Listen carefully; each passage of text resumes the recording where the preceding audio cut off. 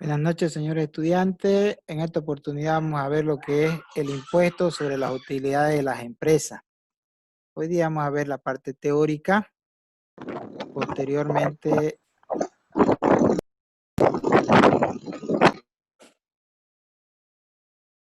recomendarles por favor que tengan cuidado con su micrófono. Al próximo que yo identifique que habilite su micrófono sin que yo le haya instruido, lo siento mucho, lo voy a sacar de la clase.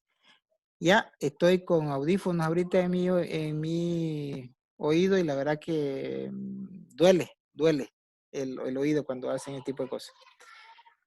Muy bien, vamos a continuar con la clase. Bien, el tema del IUE.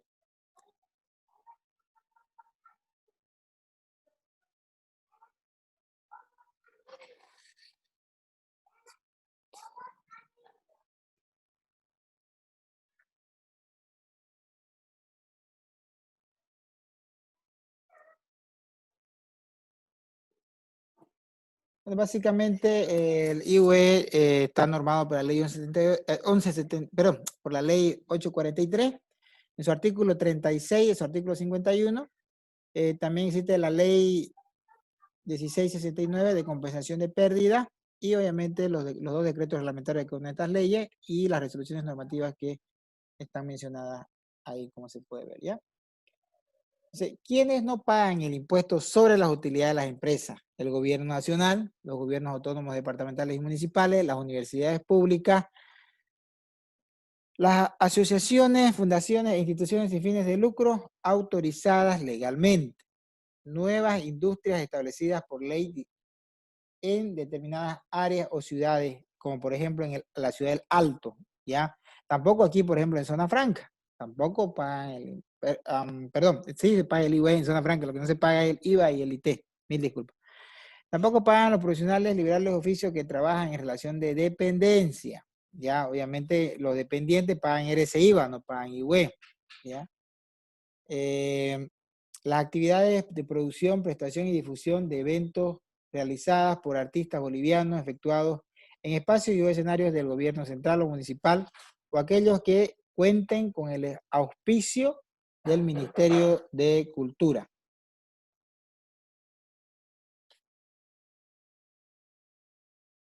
Aquí hay un principio que maneja la ley 843 referente al principio de la fuente. O sea, vos, ¿sobre qué utilidades debes pagar este impuesto, la utilidad de las empresas? Este principio es muy importante entenderlo, el principio de la fuente sobre la utilidad de las empresas. Por ejemplo, aquellos derechos explotados en el territorio boliviano tienen que pagar. Entonces, en general, el principio de la fuente tiene que ver todos aquellos ingresos que se generen dentro del territorio boliviano. Ya, por todos esos ingresos que se generen dentro del territorio boliviano, se debe pagar el impuesto sobre la utilidad de las empresas. Ya, y aquí aclara algunos aspectos, por ejemplo, los bienes situados, colocados o utilizados en el Estado Plurinacional de Bolivia. Las actividades realizadas en el territorio nacional susceptibles de producción de utilidades. Estos bienes situados o colocados que provienen de remuneraciones o sueldos de directores por actividades que realicen en el exterior para empresas bolivianas, por ejemplo.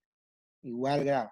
Los honorarios, retribuciones o remuneraciones por prestaciones de servicios realizados desde o el exterior cuando los mismos tengan relación con la obtención de utilidades de la fuente boliviana. ¿Ya? Todos los ingresos que se generen dentro del Estado Plurinacional de Bolivia debe pagar el impuesto sobre utilidad de las empresas. Obviamente, excepto aquellos que están grabados por el RCIVA, ¿no? Como los dependientes y los contribuyentes directos que vimos anteriormente en el RCIVA.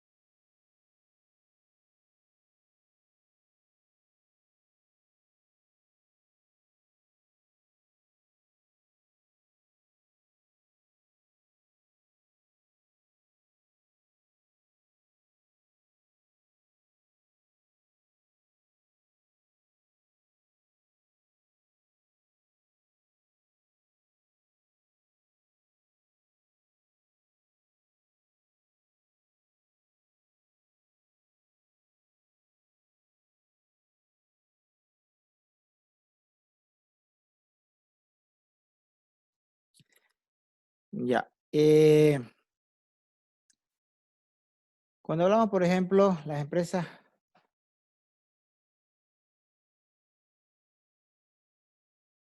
¿quiénes están sujetos al impuesto a la utilidad de las empresas? Las empresas públicas, empresas privadas, sociedades de hechos o irregularidades, empresas unipersonales, sucursales, agencias, cualquier otro tipo de empresa, ¿ya? Las sucursales de empresas extranjeras, las sucursales de empresas establecidas en la empresa del exterior deben efectuar sus registros contables en forma separada en sus casas matrices o restantes sucursales. ¿Eso qué quiere decir, señores? O sea, si hay una empresa extranjera que tiene una sucursal en Bolivia, la sucursal de Bolivia debe llevar su contabilidad de manera independiente para el propósito del pago del impuesto sobre la utilidad de las empresas. Los beneficiarios del exterior, esto cuando se paga renta de fuente boliviana a beneficiarios del exterior. O sea, si mandamos remesas al exterior, esos ingresos de fuente boliviana también pagan el impuesto sobre la utilidad de las empresas.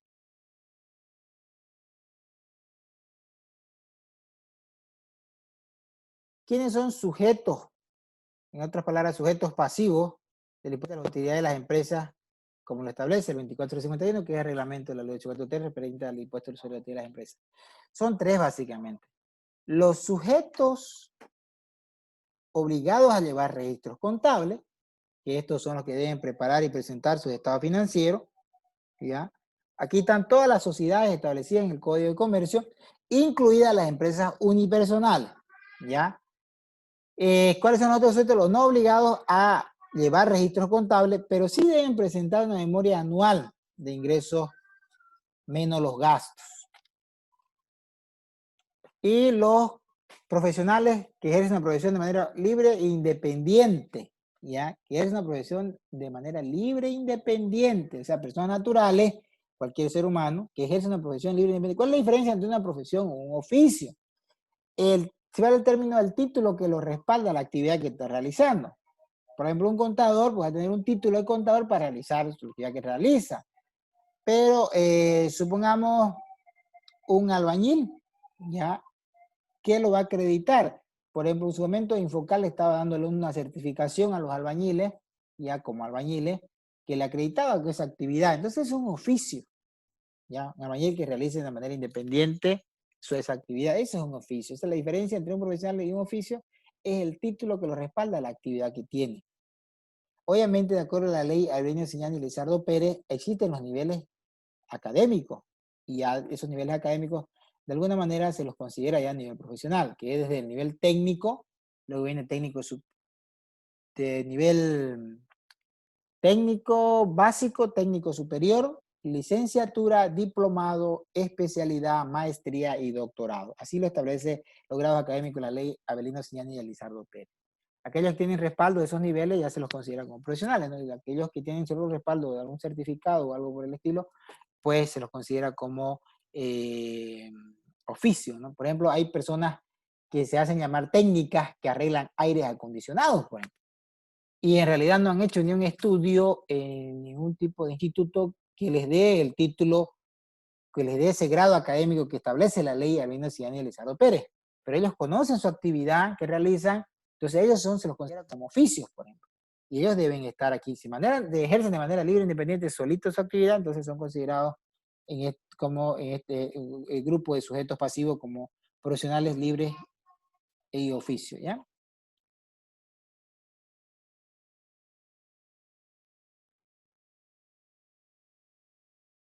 La determinación de la utilidad neta. En realidad, ¿cuál es la base imponible del impuesto sobre la utilidad de las empresas? Es la utilidad neta imponible. ¿Cómo se determina en los sujetos pasivos obligados a llevar registro contable? Se determina en base, obviamente, a sus estados financieros que deben ser elaborados en base a los principios de contabilidad generalmente aceptados y en base a las normas contables establecidas, ¿no? Entonces, pero específicamente en cuál estado financiero uno se basa para determinar la utilidad neta imponible en los sujetos pasivos obligados a llevar registro contable en base a su estado de resultados, ¿ya? En base a esa utilidad contable que se determina en el estado de resultados, pues se hacen ciertos ajustes y adecuaciones que establecen la ley 843 y el decreto supremo 2451 y algunas otras regulaciones complementarias. Y obviamente se determina de esta manera y se declara en el formulario 500, ¿ya?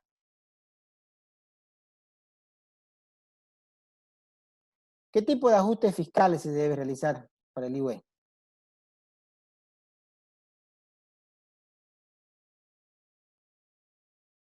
Decíamos que la base imponible del IVA es la determinación de la utilidad neta imponible. Ya se utiliza lo que es la utilidad neta de fuente boliviana, menos las rentas de fuentes extranjeras que tenga la empresa o rentas de otras empresas sujetas al IVA. ¿Qué quiere decir esta rentas de otras empresas sujetas al IVA?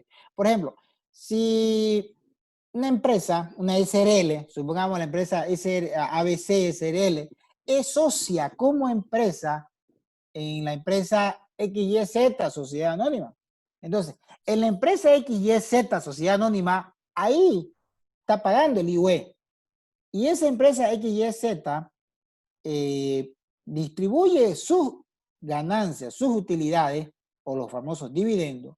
Entonces, esos dividendos que vienen a consolidarse como otros ingresos en la empresa ABC SRL, ¿ya? Esos dividendos no van a pagar impuesto del IVA ya en la empresa ABC SRL. ¿Por qué? Porque ya la empresa XYZ, Sociedad Anónima, pagó ese impuesto. Entonces no puede haber doble tributación, doble pago. A eso se refiere que rentas de otras empresas sujetas al impuesto. Y obviamente se debe restar los gastos no deducibles. ¿Cuáles son los gastos no deducibles? Aquellos gastos que no admite la normativa tributaria para poder restar a los ingresos. Y vamos a ver más adelante algunos de ellos. ¿Cuáles sí son gastos deducibles? ¿Cuáles podés deducir de tus ingresos grabados por el IVA? De acuerdo al 2451, está la normativa ahí, si ustedes la quieren revisar, ya. Dice, le doy una regla general, que todos los gastos deben estar realizados en el país y en el exterior. Y estos gastos tienen unas condiciones. Deben estar vinculados con la actividad grabada, igual que en el IVA, los gastos deben estar vinculados con la actividad grabada, ¿ya? Y estos gastos deben estar respaldados con documentos originales. O sea, yo puedo realizar gastos, por ejemplo, viajo al exterior a concretizar un negocio, ¿ya? Y aquellos gastos que yo origine para concretizar el negocio de la empresa están grabados por estos son gastos deducibles. La única condición es que, como estoy yendo a hacer un negocio, para cerrar un negocio para la empresa, entonces están relacionados con la actividad grabada. Y estos gastos deben estar respaldados con documentos originales. Esa es la regla general, ya que los gastos pueden ser realizados dentro del territorio boliviano o en el exterior, pero deben estar vinculados con la actividad grabada y deben estar respaldados con documentos originales. Hay una condición más con el tema de la bancarización. ¿Qué se refiere a la bancarización? La bancarización se refiere a aquellos pagos que tú realices arriba de o iguales o mayores a 50.000 bolivianos, deben ser pagados con documentos o instrumentos bancarios. Aquí, por ejemplo, la resolución 1017 del 2015, su artículo 5 dice, transacciones y documentos de pago. El impuesto se lo tiene las empresas del IVA para el comprador. ¿Qué pasa aquí? ¿Quién tiene que bancarizar? Tiene que bancarizar el comprador como el vendedor, ¿ya? Si yo compro un bien o un servicio igual o superior a 50.000, debo bancarizar, debo informar al Servicio de Impuestos Nacionales de manera anual, se informa. El Servicio de Impuestos Nacionales, hay esta normativa, la 1017 de 2015, reglamenta este procedimiento de bancarización, ¿ya? Entonces, tanto el comprador como el vendedor debe bancarizar. En el caso de que el comprador no bancarice, por eso dice aquí transacción sin documento de pago. ¿A qué me refiero con documento de pago? Que no existe un documento o instrumento de pago a nivel bancario. Por ejemplo, una transferencia electrónica es un documento de pago a nivel bancario. Un cheque es un documento de pago a nivel bancario. Una nota de transferencia es un documento de pago a nivel bancario. Entonces, para el comprador, si el comprador no tiene ese documento de pago, no bancariza, no informa al Servicio de Impuestos Nacionales en base al registro auxiliar que establece esta resolución, se considerará como gasto no deducible para la liquidación del impuesto, aun si las mismas cuentas, dice, con facturas, notas fiscales, documento equivalente original. El haberse realizado las retenciones correspondientes. O sea, por más que vos tengas factura, por más que haya cualquier tipo de documento equivalente a las notas fiscales, o haya realizado las retenciones impositivas correspondientes, si no has pagado con un medio fehaciente de pago a nivel bancario y no has bancarizado, no va a ser tomado como gasto deducible. Eso es lo que dice esta resolución. Ya rompe de alguna manera la regla general que ya hablábamos, que el gasto debe vincularse con una actividad grabada y que debe tener documento original de respaldo. O sea, y estas son características especiales que deben tener los gastos en una institución para que sean considerados como gastos deducibles. Para el que está comprando, porque el que compra obviamente se le contabiliza como gasto. Pero para el vendedor serán considerados de todas maneras como ingresos imponibles o como ingresos grabados para el IVE. ¿Ya? Por ejemplo, si yo le compré al señor José y no le pagué al señor José, supuestamente le pagué en efectivo, ¿no ve? Él me da la factura, ¿no ve? Del bien, etcétera, etcétera. Pero no le pagué con documento o un instrumento bancario, le pagué en efectivo. Por lo tanto, no bancaricé. Al no bancarizar, ese gasto es no deducible, yo comprador. Pero para el señor José vendedor, sí ese ingreso es grabado. De alguna manera, si lo vemos así, es un poco injusto, ¿no? Porque para el vendedor sí es grabado el ingreso, pero para el comprador no, ¿no? Pero ¿por qué se ha nacido el tema de la bancarización? Para ejercer más controles, porque ¿qué se hacía más antes? De alguna manera existían compras ficticias, si vale el término, ya sea de más que todo en servicio, de gastos ficticios arriba de 50.000 bolivianos. Y, por ejemplo, yo decía que me vendió un servicio, señor X, el servicio está relacionado con la actividad. Por ejemplo, un servicio de asesoramiento externo, no tengo abogado, contrato un asesoramiento externo para cualquier situación, y le pagué arriba de 50.000, pues, no sé, 80.000 bolivianos, el libro oferta y demanda, y actúo como agente de retención, no me da factura, actúo como agente de retención, pago las retenciones impositivas. ¿Cuánto voy a pagar de retención impositiva por un servicio? Fuera de zona franca, 15,5%. Pero ese gasto a mí me beneficia en un 25% porque el IVA su alícuota es 25%. Entonces, ¿cuánto estoy ganando? De 25% menos el 15,5%, estoy ganando 9,5%, señores. ¿Ya? Vámonos más allá. Me compro supuestamente un bien sin factura. O por último, ya con factura. Pero el que me está vendiendo, se va al término del negocio, y va al término, ¿no ves? De la factura. Ya, y en realidad no le estoy pagando más arriba de los 50.000, sino menos, solamente sus impuestos que él va a pagar por emitirme la factura.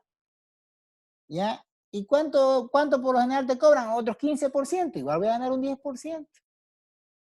O me invento la compra de algún bien dentro del territorio boliviano aparentemente y hago la retención y las pago. ¿Cuánto es la retención de un bien dentro del territorio boliviano? Que se produce dentro del territorio boliviano. Es 8%. 25% menos 8%, estoy ganando 17%, ¿no ves? ¿Cuánto sería? A ver, 25, 17% estoy ganando. Entonces, ese tipo de situaciones se miraba. Y para evitar ese tipo de situaciones, no, muy bien, señor. Entonces, arriba de 50.000, sí o sí, con un instrumento de pago. ¿Eso qué quiere decir? Que el instrumento de pago pues acredita que realmente vos pagaste, que acredita que realmente salió esa plata de la empresa. ¿Me entiendes? Por más que la compra sea a crédito, por más que la compra sea a crédito, si el contrato supera los 50.000, igual hay que bancarizar, por eso es que se bancariza anualmente. Igual tarde o temprano va a salir la plata. Por eso es que se ha bancarizado para minimizar ese tipo de situaciones que existían anteriormente. Que obviamente ahora puede seguir existiendo, pero el monto ya no es muy material, es menos de 50.000.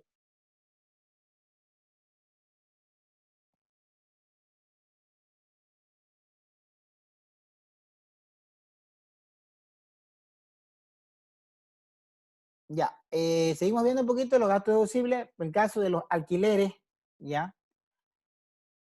En el caso de los alquileres, de la utilización de los bienes, muebles o inmuebles, ya. Las regalías por derechos de autor, patentes. Por ejemplo, los gastos por alquileres de bienes, muebles e inmuebles son gastos deducibles. Siempre y cuando, obviamente, repito, esos gastos, por ejemplo, de alquiler, de una tienda, de una sucursal de la empresa, de la tienda de la empresa donde funciona, ¿no ves? Si es inmueble, un alquiler de un vehículo que sea para utilidad de la empresa, etcétera, etcétera. Eso sí, tienen que vincular con la actividad. Son gastos deducibles. Las regalías por derechos de autor, patentes, marca de fábrica, fórmulas, esto tienen por lo general las fórmulas cuando se compra son en empresas industriales, la asistencia técnica, ¿ya? Los procedimientos secretos, siempre y cuando exista una salida de recursos, pero, por ejemplo, a veces tú aparentemente tienes un derecho de llave, que le llaman, pero no significó que saque plata a la empresa para aquello. Entonces, si no es así, esa amortización de ese derecho de llave va a ser un gasto no deducible. Tiene que haber una salida de recursos, que la empresa realmente haya realizado los gastos correspondientes o la salida de plata de estos gastos aquí que están contabilizando.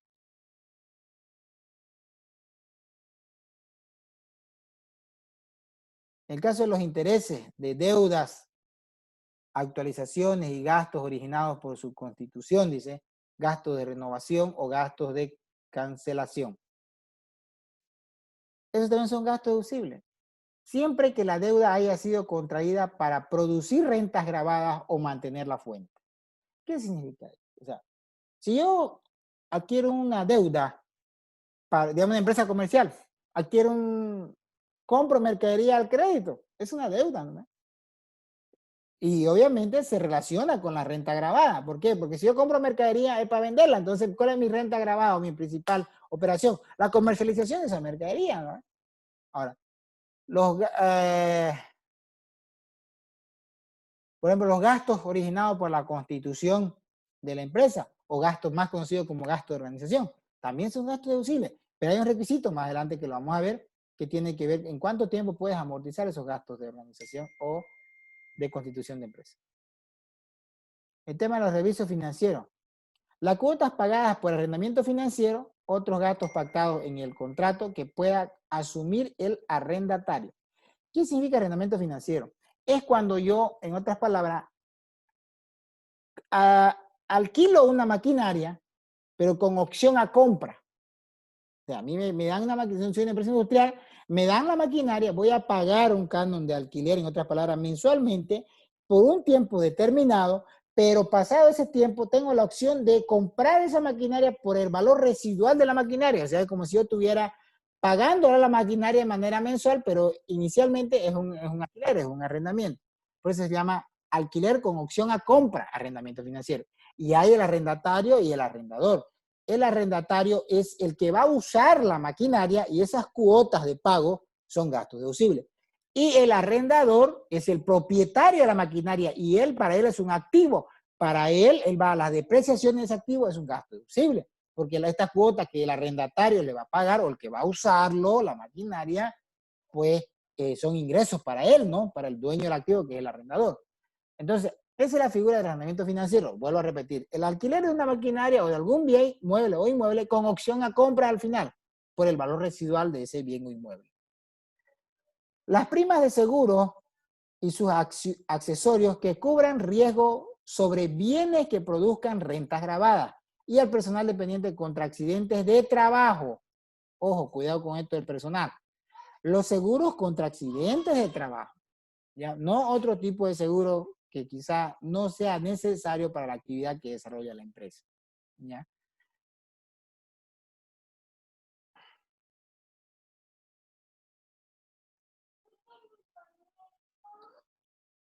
Los, los gastos de directores,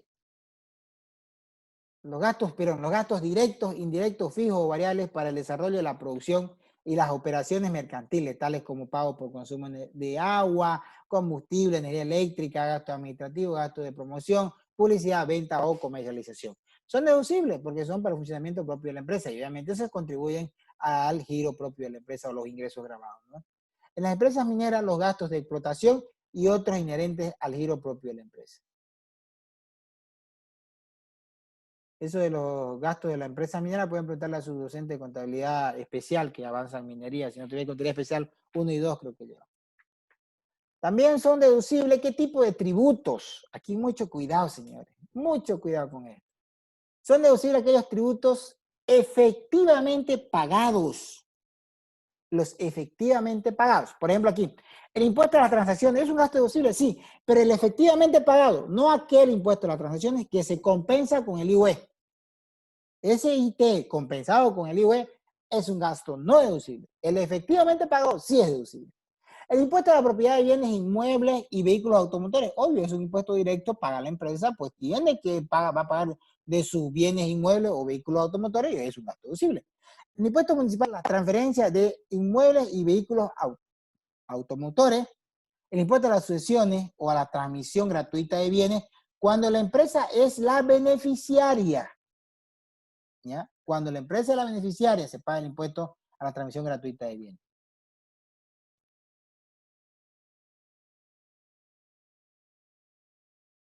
Concerniente a las previsiones y provisiones y otros.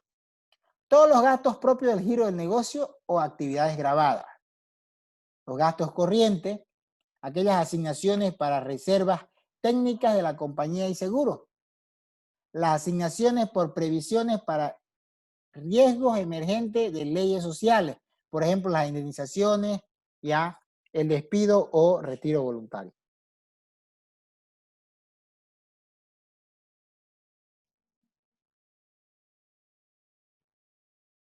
Seguimos el tema de previsiones y otros. Los créditos incobrables. ¿Recuerdan esto? Entonces ya pasaron en contabilidad intermedia el cálculo de las previsiones, ¿no ves? Las previsiones para cuentas incobrables. A esto se refiere los créditos incobrables por operaciones propias del giro de la empresa. Se considera créditos incobrables las deudas no cumplidas durante un año a partir de la fecha de facturación. Esta es una nomás, pero en las condiciones existen otras condiciones más. No es nomás que digamos, no cumplió un año y ya, chao, no incobrable. No es tan así. Y esto depende, que el 24/51 establece algunas condiciones más. Por ejemplo, a estas cuentas que un año de antigüedad no fueron canceladas, se tiene que ver la forma de cobrar a través de las acciones legales correspondientes. Agotadas las acciones legales correspondientes, tienen que transcurrir en realidad 3 años para considerarse incobrable siempre y cuando la cuenta no sea material y no justifique realizar una acción judicial correspondiente. Las previsiones para cubrir restauraciones del medio ambiente, dependiendo de la actividad de la empresa. Si está relacionado con eso, también puede tomar como gasto deducible.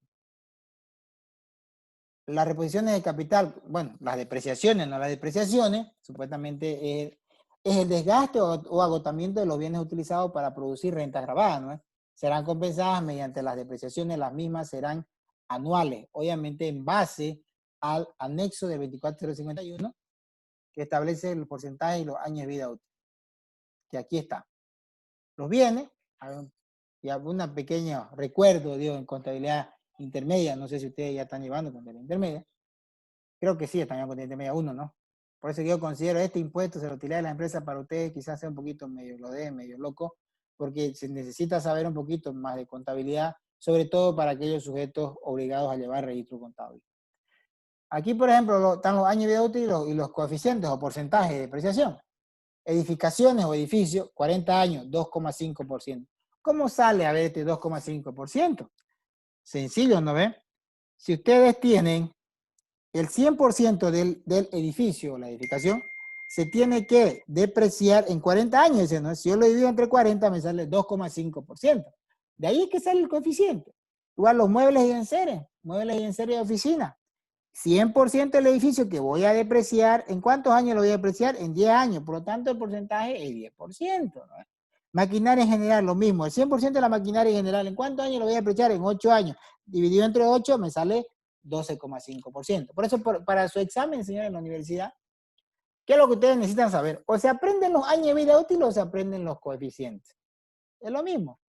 Pueden sacar con relación, pueden sacar el otro valor si necesitan, ¿no?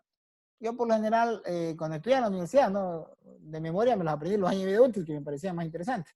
Y si ya necesitaba los coeficientes, pero estos años de vida, el 100 dividido entre los años de vida útil me salió el coeficiente, ¿no?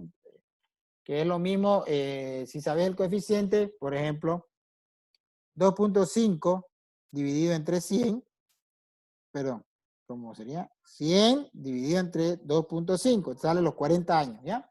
Entonces es lo mismo, cualquiera de los dos que te aprendas, te sale la otra información. Y esto decía que está en el anexo del 2451 y el artículo 22. Gastos deducibles, pero con ciertas condiciones.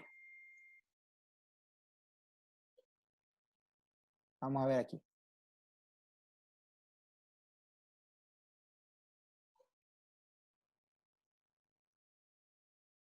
Aquí está. Por ejemplo, los gastos deducibles relacionados a las remuneraciones del personal. Remuneraciones al personal. Bueno, en realidad el decreto dice remuneraciones al factor trabajo, está en el artículo 11, ¿ya? Pero aquí, ¿cuál es la condición para que las remuneraciones al personal sean gastos deducibles? La condición es que se demuestre la aplicación del EBC-IVA. En todas las remuneraciones al personal, en todo lo que tú le pagas al personal, tiene que haber la aplicación del EBC-IVA, excepto las primas. Ah, no, perdón, las primas sí, todo en realidad, todo en realidad, mil disculpas, me confundí con los aportes a la seguridad social. Las primas no tienen aporte a la seguridad social. Ya, y el aguinaldo no tiene tampoco aporte a la seguridad social, y el aguinaldo tampoco no graba EBC-IVA por si acaso. Ya, ese sí, excepto aguinaldo, no graba EBC-IVA. ¿Ya? Entonces sí, todo lo que paga el personal excepto aguinaldo tiene que haber aplicación del EBC-IVA. Las asignaciones, gastos y contribuciones al personal por atenciones médicas, ayuda escolar y deportiva. Siempre que el valor no exceda el 8,33% del total de las planillas brutas en el año. Esto se refiere en el año, señores. Ya, entonces, ¿qué tienes que calcular? Puedes pagarle, pero no puedes superar el 8,33% del total de las planillas brutas. ¿Ya? Los gastos por reparaciones y mantenimiento. Ya, aquí dice, siempre que no exceda el 20% del valor del bien. Aquí hay que aclarar un poquito. Si yo voy a hacer una reparación o un mantenimiento obviamente las reparaciones y mantenimientos se hacen en los activos fijos, no bienes de uso. Ya puede ser cualquier tipo, ¿no? de activo o bien de uso. Si esa erogación, si ese gasto es hasta el 20%, se lo considera gasto. Pero si excede el 20%, la norma establece, y aquí ya relaciona con la norma de contabilidad, si excede el 20%, no lo tomas como gasto. Lo tienes que activar, incrementar de valor a ese activo. Supongamos que yo estoy haciendo una reparación de un edificio y el edificio en mis libros contables, su valor neto, supongamos que sea 200,000. La reparación de ese edificio me dan a ver, 50,000. Si es 200,000, entonces el 20% de 200,000 es 40,000. Pero el mantenimiento de ese edificio me da 50,000, supera el 20%. Por lo tanto, ¿qué debo hacer? Esos 50,000, aumentarle al valor del activo. No llevarlo al gasto, aumentarle al valor del activo. Y entonces al incrementar mi valor de activo, pues ahí ya voy a analizar el tema si corresponde o no hacer un revalúo técnico ya con el mantenimiento y reparación para que me asigne un nuevo valor. Y dependiendo de aquello, ya ahí también hay que tener mucho cuidado. Si lo revalúas y el perito te dice que ya no vale porque los 200,000 más los 50,000 ya va a valer 250,000, ¿no ves? Ya. Entonces, a través de esas depreciaciones sobre 250,000, el gasto va a ser deducible. La depreciación, pero no los 250,000, la depreciación de acuerdo al porcentaje y año de vida útil. ¿Ya? Pero si hace revalúo técnico, ahí cambia la cosa. Si llegamos a darle 250,000 ya en contabilidad y viene el perito y te dice, no vale 250,000, vale 350,000. Está aumentándole 100,000. Entonces, por esos 100,000, la depreciación de esos 100,000 es un gasto no deducible. Entonces, aquí hay que tener mucho cuidado con este temita. Vuelvo a repetir. Si el mantenimiento de reparación es igual o menor al 20%, se lleva al gasto. Si es superior al 20%, se activa, se incrementa el valor del activo. ¿Ya? La diferencia de cambio tiene que estar, obviamente, debe aplicarse lo que establece la norma 6 de contabilidad, ¿no? Que obviamente la diferencia de cambio, pues, son deducibles. Y se aplica la norma 6 de contabilidad que establece, obviamente, que todas las diferencias de cambio deben contabilizarse en diferencia de cambio, ¿no? No hay mucho que explicar en ese tema. Seguimos con estos gastos y con sus condiciones. Las pérdidas no cubiertas por seguro y indemnización. Se debe avisar al Servicio de Impuestos Nacionales dentro de los 15 días siguientes al hecho. Por ejemplo, si tú a vos te roban, bien, oye, y no estaba asegurado, porque si estaba asegurado, pues te da el seguro, ¿no es? Pero si no estaba asegurado, debes comunicar una vez ocurrido el hecho mínimo 15 días siguientes de ocurrido. Si no, el gasto es no deducible. Y esto por experiencia, le digo, señores, cuando trabajamos en servicios internacionales, hemos identificado una empresa que llevó al gasto un robo, supuestamente, de varios mercaderías, que era un supermercado, que le robaron varios productos, supuestamente. No comunicó al Servicio de Impuestos Nacionales, porque hay un procedimiento, incluso se debe comunicar al Servicio de Impuestos Nacionales y también te debe comunicar, en el caso de robo, a la FELCC. A la FELCC, el Servicio de Impuestos Nacionales, para que la FELCC haga su trabajo y trate de recuperar, y bueno, dependiendo de la investigación, que queda, ¿no? Si puede recuperar o no, pues se debe comunicar igual al Servicio de Impuestos Nacionales, sí o sí. Las depredaciones de bienes no previstos. Se debe avisar también al Servicio de Impuestos Nacionales dentro de los 10 días hábiles siguientes a la alta. Esto más que todo se ve por aquellos bienes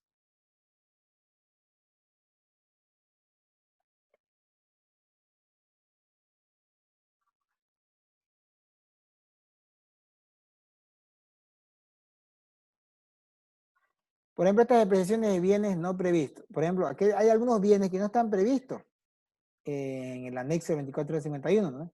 No están previstos. Entonces se debe avisar al Servicio de Impuestos Nacionales dentro de los máximos, dentro de los 10 días hábiles siguientes al alta que le demos dentro del registro contable de ese activo.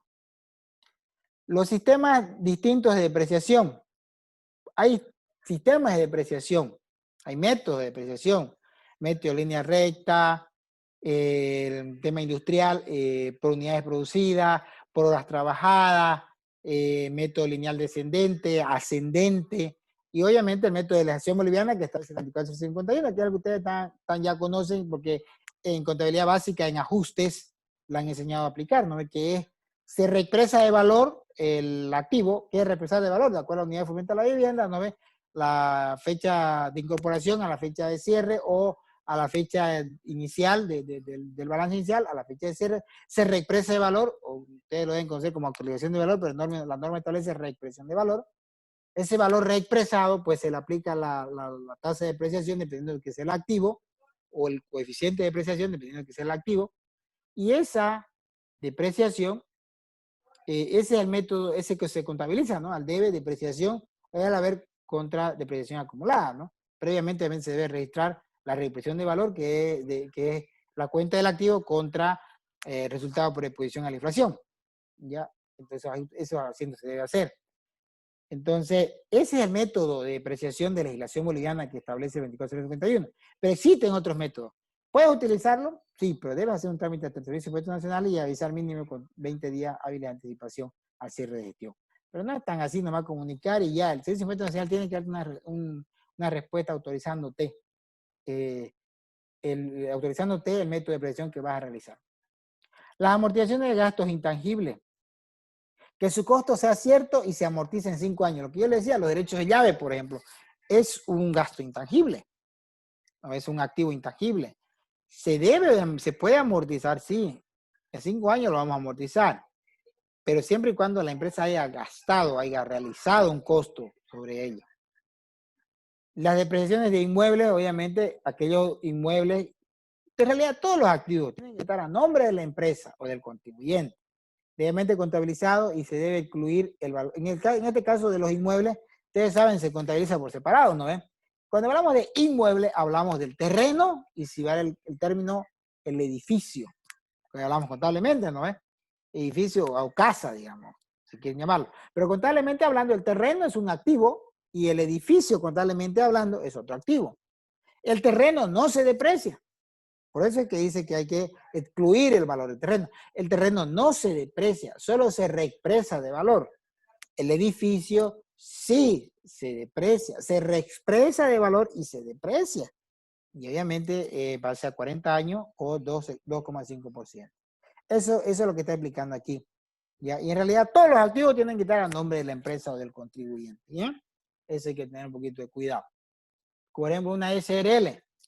Una vez cuando hicimos una fiscalización, cuando trabajamos en Cochabamba, en Graco Cochabamba, nos llegó, revisamos los nombres de una movilidad y estaba a nombre de uno de los socios. Y la empresa era una SRL. Obviamente, uno de los socios estaba a nombre de uno de los socios y ese socio era el gerente de la empresa o el representante legal. ¿Ya? Bien recapacitado, ya no puedo salir en la noche de paso. Van a disculpar que algunos activan su micrófono y bueno, para desactivar tengo que dejar de compartir pantalla. Entonces les decía, ese vehículo estaba a nombre del socio y obviamente estaba dentro de los estados financieros de la empresa y estaban depreciándolo. Y hemos observado de que obviamente no estaba a nombre de la empresa, por lo tanto era un gasto no deducible a la depreciación de ese activo, porque estaba a nombre del gerente del vehículo. No puede estar a nombre del gerente del vehículo, tiene que estar a nombre de la empresa, para que sea propiedad de la empresa, porque los activos tienen que ser propiedad de la empresa, ¿no? Y una SRL, una sociedad responsabilidad limitada, una persona jurídica, tienen que estar a nombre de la empresa los activos. Es muy diferente al caso de una empresa unipersonal. Todos los activos están a nombre del dueño, ¿no? Porque es unipersonal. Pero hay que tener cuidado también ahí, que los activos deben estar en los estados financieros de la empresa unipersonal. Porque a veces, ¿qué pasa también? Por ejemplo, los gastos de consumo de combustible de su vehículo, del dueño de la empresa. Pero ese vehículo, cuando vas a revisar los estados financieros, no está dentro de los estados financieros de la empresa. Entonces, ¿qué quiere decir? Que no está, ese vehículo no está coadyuvando para generar rentas grabadas o generar ingresos de las operaciones de la empresa, ¿no? Por lo tanto, es un gasto no deducible el combustible, el uso del combustible de ese vehículo, porque no está dentro de los estados financieros. Eso hay que tener un poquito de cuidado. Y por lo general, este tipo de revisiones pues hacen, ¿no?, los fiscalizadores del Servicio de Impuestos Nacionales. Los gastos de constitución de la empresa, lo que le decía anteriormente, puede ser deducible en un año, pues tú lo puedes amortizar en un año o amortizar en 4 años. El gasto no puede exceder el 10% del capital pagado. Esas son las condiciones. Las obsolescencias de activos o mercadería obsoleta. Aquí hay que cumplir un procedimiento, señores. Se debe avisar al Servicio de Impuestos Nacionales 10 días hábiles antes de la baja de los bienes. A ver, nosotros cuando trabajamos en Real Cochabamba participamos en varios tipos de bajas, en supermercados más que todo. ¿Y cuál es el procedimiento? La empresa mandaba notas al Servicio de Impuestos Nacionales para que los servidores públicos del Servicio de Impuestos Nacionales vayamos a verificar cuáles son los bienes. La empresa tiene que mandar la documentación de los bienes que se va a dar de baja por obsolescencia. Por ejemplo, ¿qué significa obsolescencia? Por ejemplo, en el supermercado eran aquellos productos que estaban vencidos, ya no servían, estaban obsoletos, eran dañinos para el consumo humano y la salud, porque era un supermercado, ¿no? Galletas, mayonesa, etcétera, etcétera. Entonces estaban vencidos ya. Entonces manda la documentación con los datos históricos de la mercancía que se va a dar de baja, la factura, etcétera. Y obviamente, ¿qué hicimos nosotros con Servicios Potenciales? Que establecer el procedimiento que debemos constituirnos a la oficina de la empresa identificarnos cuáles son los bienes que se dan de baja. Nosotros deberíamos hacer una toma de inventario. Pero esa vez, como hablábamos, una empresa grande mismo en Cochabamba, tenían 4 cuartos, cajas de Ninja. Entonces, ¿qué hicimos ahí? Fuimos, hicimos a manera de muestreo, la toma de inventario, identificamos, bueno, algunas cajas que estaban vacías. Por ejemplo, las cajas de arriba siempre son las que están vacías, pues, ¿no? Porque si lo ponen abajo, si están vacías las cajas, se enchuzan, ¿no? Porque eran de cartón.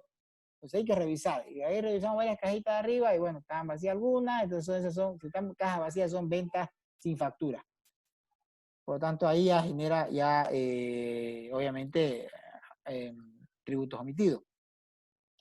De posterior a eso, hicimos la toma de inventario, cambiamos las llaves de los almacenes, llevamos los candados, en realidad cambiamos los candados que no había proporcionado el Servicio de Impuestos Nacionales, porque éramos servidores públicos del Servicio de Impuestos Nacionales, porque no se hizo ese mismo día todo el procedimiento. Fuimos, tomamos inventario, para eso son los 10 días de anticipación, donde ellos fijan la fecha que se va a dar de baja. Fuimos al otro día, seguimos con el inventario y bueno, de ahí ya una vez cerrado el inventario, pues cuadraba con la fecha que se había establecido. Si nos fuimos al botadero municipal en volquetas y camiones pagados por la empresa, botamos el botadero municipal, vino un tractor encima y lo deshizo totalmente todos los productos, y toda esa actuación se hizo en presencia de un notario de fe pública, que da la fe del acto, ¿ya?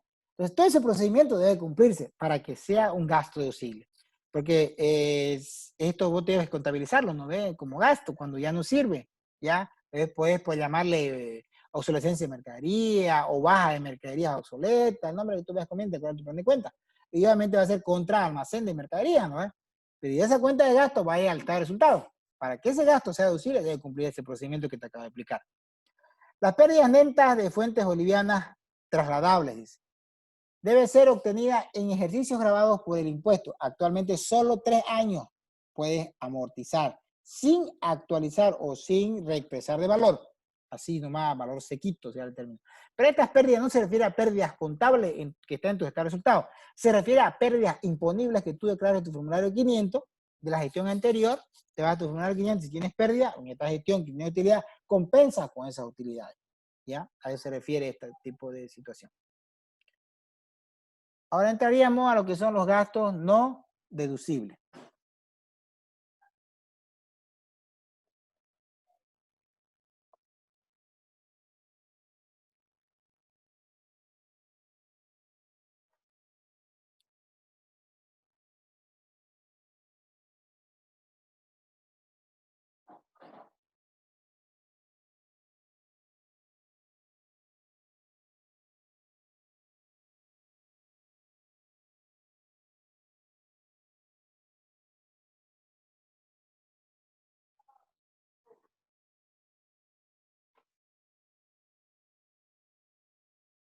Bien, vamos a seguir con los gastos no deducibles.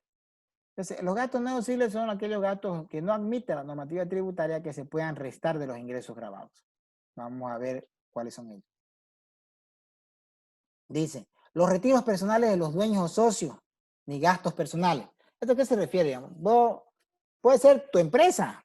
Retiros personales se da por lo general del dueño, dice, con empresas unipersonales, ¿no? Yo soy dueño de mi empresa, voy y te digo, no sé, al que maneja mi plata, o por último, la plata está en mi cuenta, ¿no? Porque es mi empresa, y la retiro la plata, pues, y vos como contador después ves que va a retirar el dueño y lo tienes que contabilizar, ¿no? Porque salió plata de la empresa. Pero no tenés que contabilizarlo como gasto, no puedes contabilizarlo como gasto, porque es un gasto. Si lo contabilizas como gasto, es un gasto no deducible. Y si es una SRL, por lo general la sociedad responsable limitada, los socios, pues son mínimo 2, máximo 25, ¿no es? Socios. Entonces, si son 2 socios, suponete, pues uno de los socios principales es el gerente de la empresa porque tiene la mayoría de cuotas, porque las SRL se miden por cuotas, no por acciones, ¿no es? Son cuotas. Entonces va y retira, pues puede hacerlo, ¿no? Pero es un gasto no deducible, ¿ya? O ningún gasto personal. Supongamos que el dueño de la empresa dice, no, me voy a Santa Cruz, La Paz, no sé, de viaje familiar, de vacaciones con mi familia, saco plata de la empresa, puede hacerlo de su plata, de su empresa, pero no es un gasto de la empresa, por lo tanto es un gasto no deducible. Rompe la regla que dice, no, la regla general, gastos vinculados con la actividad grabada, ¿no? Los tributos pagados por la adquisición de bienes de capital. ¿A qué se refiere esto? Cuando yo compro un vehículo, por lo general, que es un bien de capital, por lo general me hacen pagar impuestos a la transferencia, no es el que te vende, ¿no? Pero en la normativa tributaria establece que en realidad el que tiene que pagar es el vendedor, no el comprador. A eso se refiere. Si la empresa paga, está bien, puede hacerlo, pero es un gasto no deducible. ¿Por qué? Porque la normativa establece que es el vendedor que debe pagar. Ya, las restricciones al personal en las que no se, perdón, las retribuciones al personal en las que no se demuestre la retención del IVA. Suponete, a ver, le pagaste un viático sin cargo de rendición de cuenta. A ver, vamos a ver, por lo general, ¿qué pasa? El IVA en una empresa unipersonal y las SRL, por lo general pasa esto que hay hartas en Bolivia, son la mayor cantidad de empresas unipersonales y SRL en Bolivia. Sociedad anónima no hay mucha, porque necesita gran capital para formar una sociedad anónima. Suponete en una empresa unipersonal, el hijo del dueño salió de la universidad y bueno, pues el padre le quiere pagar un sueldito, ¿no? O que hace su práctica, no sé, y le paga un sueldito. Pero no quiere pagar no quiere ponerle en la planilla de sueldo y salario para pagar los aportes a la seguridad social, ¿ya? Y por lo tanto tampoco lo pone en la planilla del RC IVA. Entonces, si no hay aquello, es un gasto no deducible, es su plata, puede hacerlo, pero es un gasto no deducible, señores. Tiene que haber la aplicación de la seguridad social y la retención del RC IVA, obviamente, por ende, ¿no? El impuesto sobre la utilidad de la empresa, el propio impuesto sobre la utilidad de la empresa es un gasto no deducible. En algunas empresas este IUE es un gasto. Por ejemplo, aquí en Cobija, en Zona Franca Cobija, como pagamos el IUE es un gasto, porque este IUE no se compensa con otro. Mientras que fuera de Zona Franca este IUE se compensa con el IT, ¿no ven? Porque es un pago a cuenta el IT. Pero ese IT compensado con este IUE es un gasto no deducible. El IT, pero ya no el IUE. Pero en Zona Franca Cobija el IUE como gasto, porque no se compensa el IT. ¿Por qué no se compensa con el IT? Porque el IT no está grabado, está exento en Zona Franca. ¿Ya? Por lo tanto, es un gasto no deducible también, no se deduce. Las amortizaciones, como te decía, de derecho de llave, marca de fábrica y otros activos en las cuales no se demuestre la erogación correspondiente, ¿no? ¿Ya has gastado? Sí. Salvo que se haya pagado un precio, dice, ¿no ves? Lo que te está diciendo, se haya gastado. Las donaciones y sucesiones.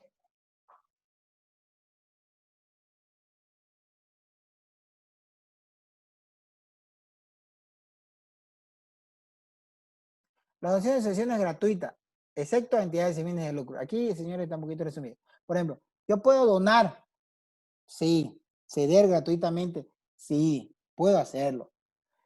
Pero lo tendría que hacer a una entidad sin fines de lucro. Y la entidad sin fines de lucro, pues tiene que demostrarte que es una entidad sin fines de lucro. Tiene que pedirle sus estatutos, en la cual se evidencie que es una entidad sin fines de lucro. Tiene que pedirle, más que todo, no es tanto su estatuto, la resolución de sección del IUE que le emite el Servicio de Impuestos Nacionales. Ellos tienen, como entidades sin fines de lucro, tienen que hacer un trámite ante el Servicio de Impuestos Nacionales para no pagar el IUE de sección del IUE, porque son instituciones sin fines de lucro. Entonces, eso tiene que haber un comprobante realmente de la donación, de que se salga la donación realizada, y esta donación no puede superar el 10% a la utilidad neta imponible.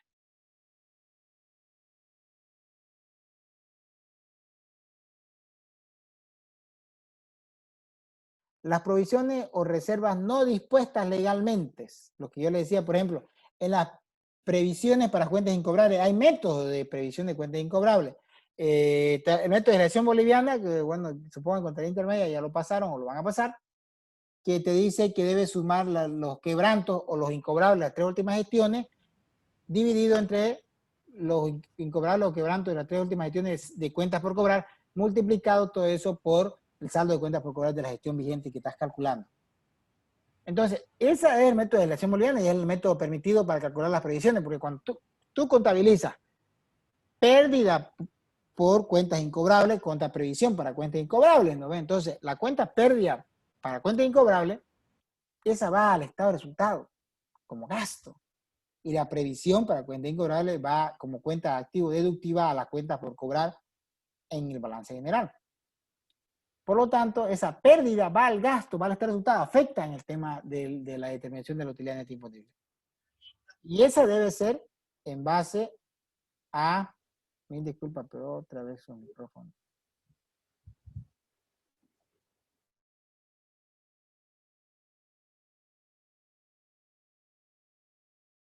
Ya. Entonces, esa pérdida afecta este resultado, o pérdida por cuenta incobrable, por lo tanto, ese gasto lo manifiesta de esa manera que se debe realizar el 2451. Pero existen otros métodos de previsión para cuenta incobrable, como la antigüedad de saldo, el porcentaje sobre cuentas por cobrar, el porcentaje sobre ventas, que bueno, son los que ahorita me acuerdo, no sé si existen más, pero existen otros métodos de cálculo de previsión.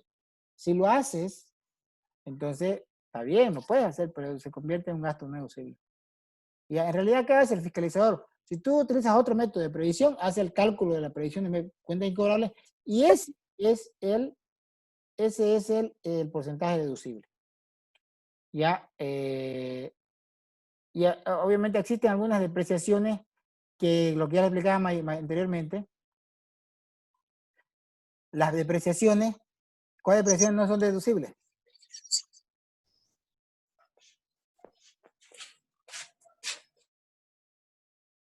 Qué manía de activar su micrófono, Dios mío.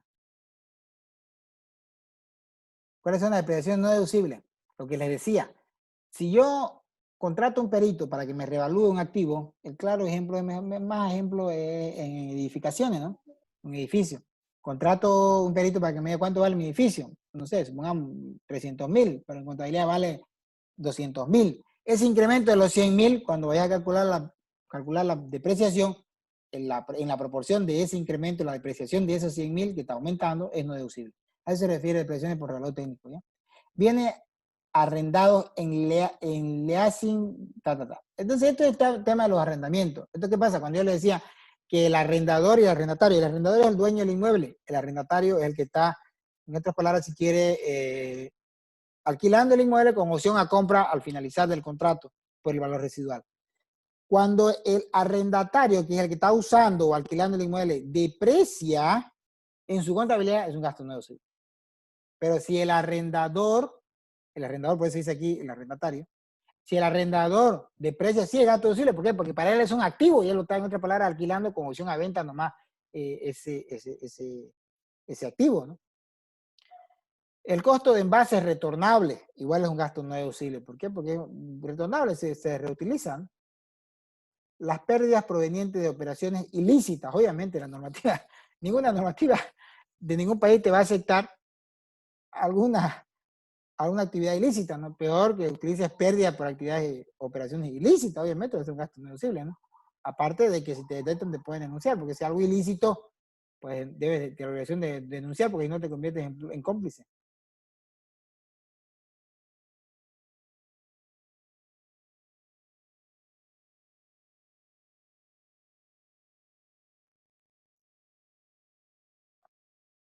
Ya. También la porción excedente de los intereses por préstamo de los socios o dueños. Aquí hay que tener cuidado. Por ejemplo, yo como socio, como dueño, ¿puedo prestarle plata a mi empresa? Sí, puedo prestarle plata. Estamos correctos. Pero los intereses que me pague la empresa no puede exceder a la tasa LIBOR que publica el Banco Central de Bolivia más 3 puntos. ¿Ya? Tampoco puede exceder las operaciones, eh, a las operaciones locales de la tasa activa bancaria. Hay otro requisito más, siempre y cuando no exceda el 30% de los intereses a terceros. Aquí, por ejemplo, hay una cuestionante grande. ¿Qué significa esto? O sea, no puede exceder la tasa libre más 3 puntos y tampoco la tasa activa de las operaciones bancarias. Y aparte, no puede exceder al 30% de los intereses que pagas a terceros. ¿Y qué pasa si la empresa, o sea, si no hay otra persona que le preste plata a la empresa y solamente vos como socio? Ahí está el cuestionante. Y el otro día participé en un seminario y bueno, la posición del opositor es que es un gasto no deducible porque no hay comparación, digamos, no puedes comparar con otro.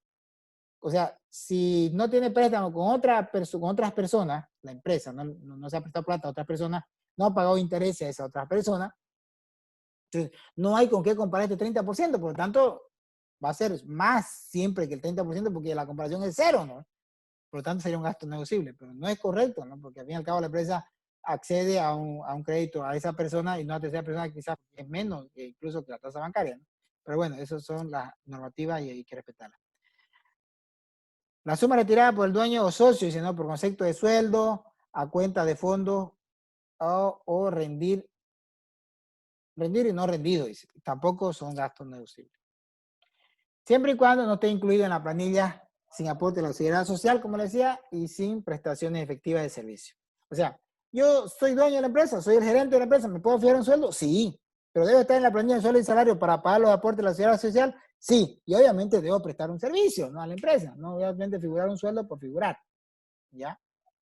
Obviamente esta partecita de que efectivizar el servicio es un poquito complicado de verificarlo, ¿no? Porque si está en la planilla de sueldo y salario, va a aportar la aporte de la seguridad social, va a estar en la planilla tributaria.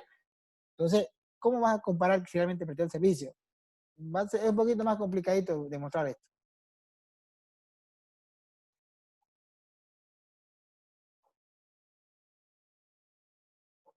Ya, ok, creo que hoy día vamos a quedar aquí, señor. Me tocaría rentas. ¿Alguna consulta? ¿Hubiera alguna consulta, señores?